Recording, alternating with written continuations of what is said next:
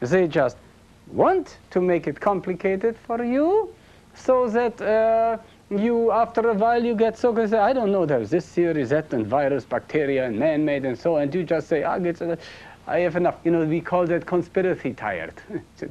You are just overwhelmed until you say, opera.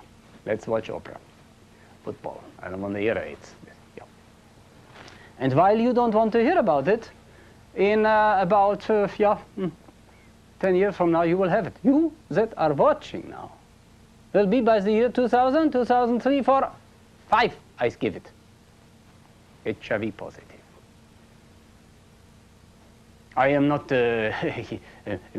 exaggerating here, so because according there now begins the information that is officially available by the CDC, Centers of Disease Control, and by the World Health Organization. What is that information? That the AIDS virus is, so to speak, doubling.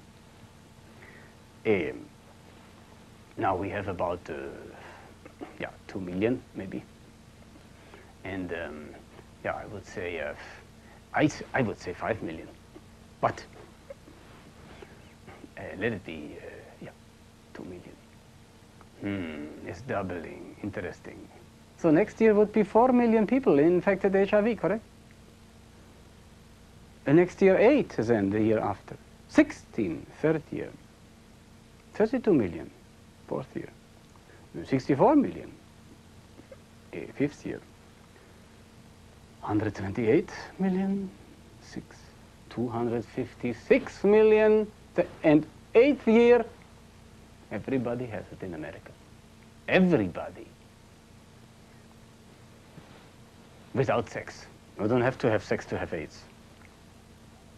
Just you remember in the tunnels of the air condition in Philadelphia, there was a virus brooding and growing and replicating, and when they put on the air condition, the water droplets put it out, and all legionnaires that met in this hotel became legionnaire disease. The AIDS virus can survive everywhere. Believe me, it's strong.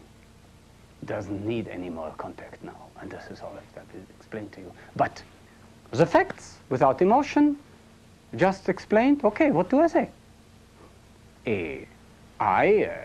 Professor Dr. Wolf Szmuness, Columbia University, School for Public Health. Yes, Professor. If you hear the story, in a couple of years. Where are my credentials? Yeah, now I understand they needed an idiot for their conspiracy, for their experiment. Chief Epidemiology, New York.